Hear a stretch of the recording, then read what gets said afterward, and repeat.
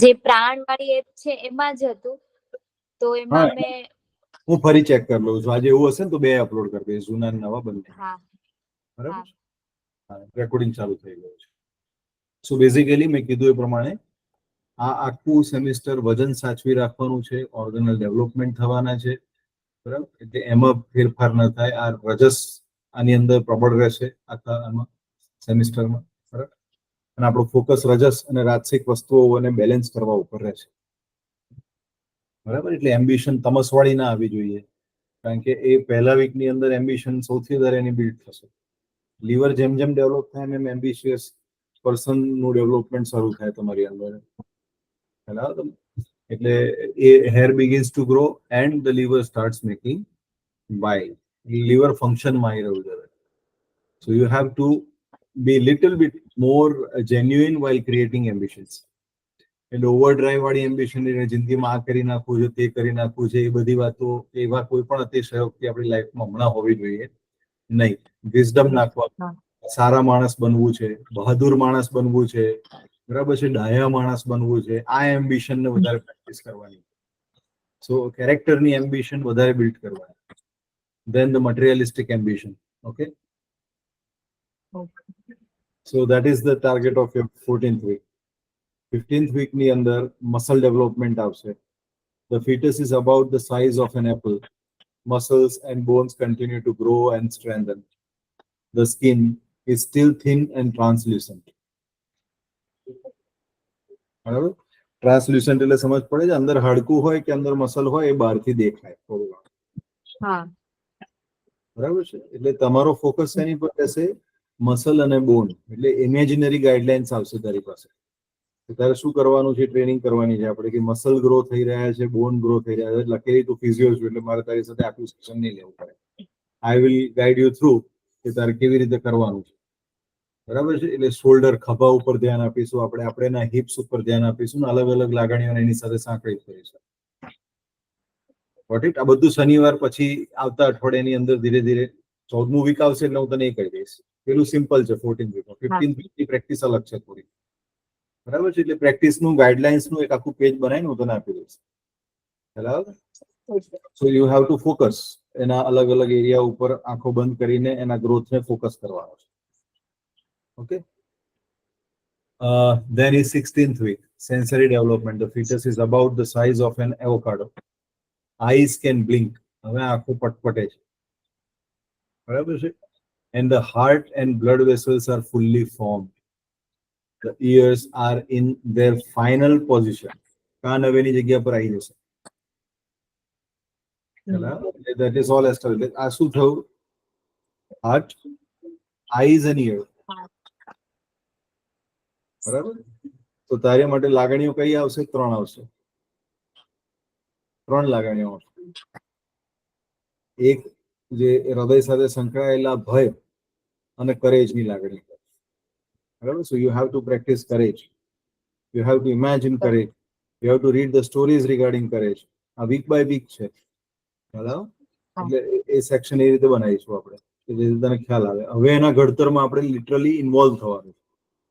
અત્યાર સુધી કન્સેપ્ચ્યુઅલી એને બેરી ના થવા દીધું, કાર્મિકલી.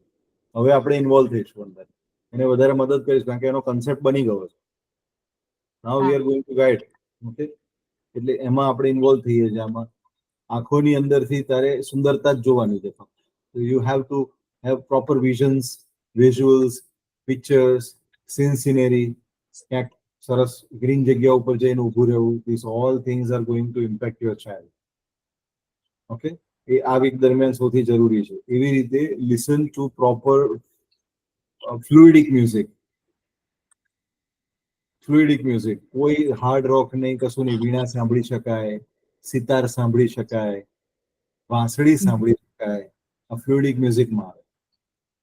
ઓકે, એટલે એ કરી લેવાનું છે. સો હું બેઝિકલી તને લખીને આપીશ આ બધી જ વસ્તુ, કઈ ટાઈપના મ્યુઝિક કામ લાગશે, બરાબર, કઈ ટાઈપના ઓર્ગન કામ લાગશે. એટલે તું એ સમજી સર્ચ કરી અને you can find out those stuff.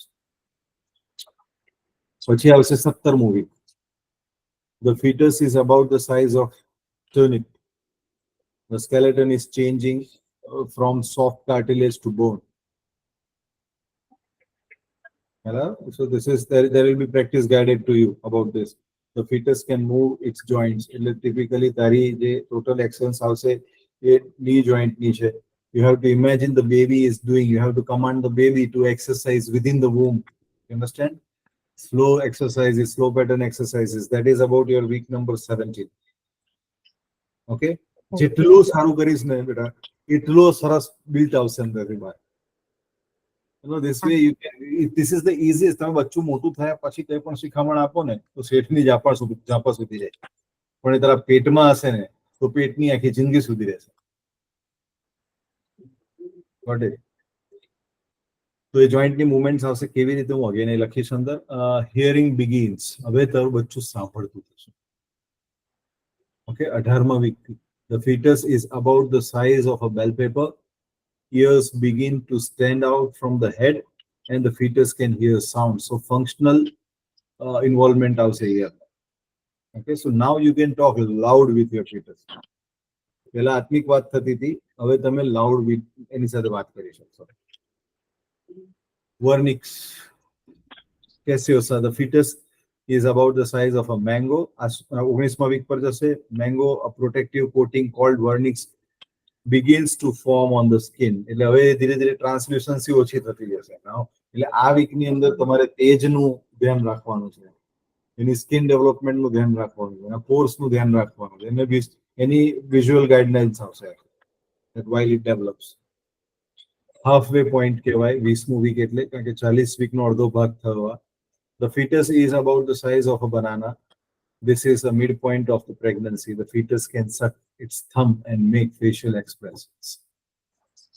બરાબર, અહીંયા સુધી અટકું છું આજે, પણ આ તારે ધ્યાન રાખવાનું છે આવતા વીક માટે.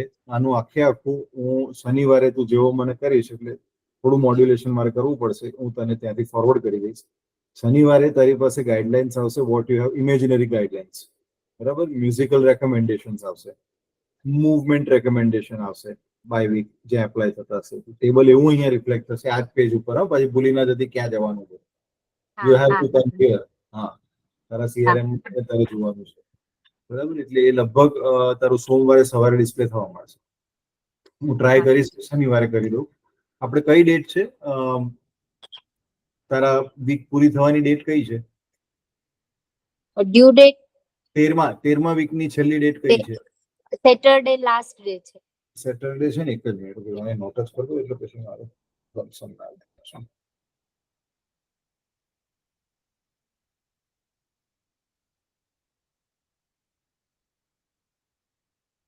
31મી ને? ઓકે.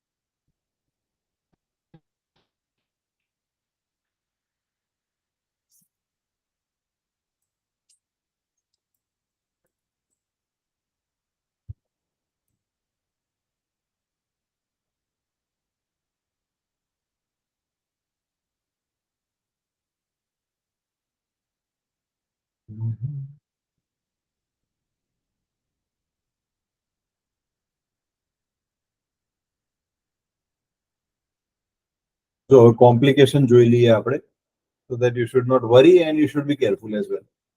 Okay. Increase energy. થોડીક વધારે લાગશે એનર્જી તને, boost in energy levels compared to the first trimester. થોડું વધારે સેટલમેન્ટ લાગશે. You will be more confident this week. Okay, કે હવે બચ્ચું 3 મહિના થઈ ગયા એટલે now you can tell also. આપણા સમાજમાં શું છે, 3 મહિના સુધી કોઈને કહેવાનું નહીં, રાઈટ? એ કહેવાનું નહીં એટલા માટે કે મેન્ટલ ટ્રોમા ઘટે if any adverse event happens within that frame of time which is more likely to happen. Okay, એટલે આપણે એનાથી થ્રુ થઈ ગયા આ શનિવાર પછી. So we are more secure that we can preserve this pregnancy for longer. સમજાયું? એટલે હવે જે ટર્મિનેશન થતા હોય, અનફોર્ચ્યુનેટ ટર્મિનેશન્સ થતા હોય, એ બધાનો ચાન્સ હવે લગભગ નહીવત જેવો થઈ. So you can be more secure about it in this week. Weight gain. This should happen. You understand? This is though a complication, but weight gain થવું જોઈએ. Gradual increase of the weight as the baby grows. જો નહીં વધ્યું તમારું વજન તો એ પ્રશ્ન રહેશે. એટલે હું લખીશ સ્પેસિફિકલી, હું લખીશ તારા પ્રિસ્ક્રિપ્શનમાં, જે સોમવારે આપીશ તારે. બાકીનું બધું આવી જશે અર્લીએસ્ટ, પણ પેલું સોમવારે આપીશ. Okay. Back pain, increase pressure on the back due to growing belly. એટલે આપણી એક્ટિવિટી કેટલીક આની સાથે કાઉન્ટર થાય એના માટેની હશે.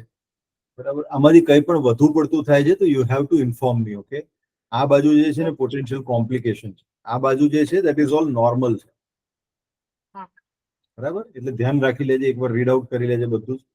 Back pain, increase pressure on the back. પતી ગયું આપણે stretch marks, red and purple. એટલે આમાં ઓઇલ બી આવશે. આ વખતે તારે લોઅર બેલી ઉપર ને બધે પ્રાયોરલી આપવાની એપ્લિકેશન હું રાઇટ કરીશ તને. તું એ લઈ આવજે માર્કેટમાંથી એટલી વસ્તુ and you start applying that. Okay.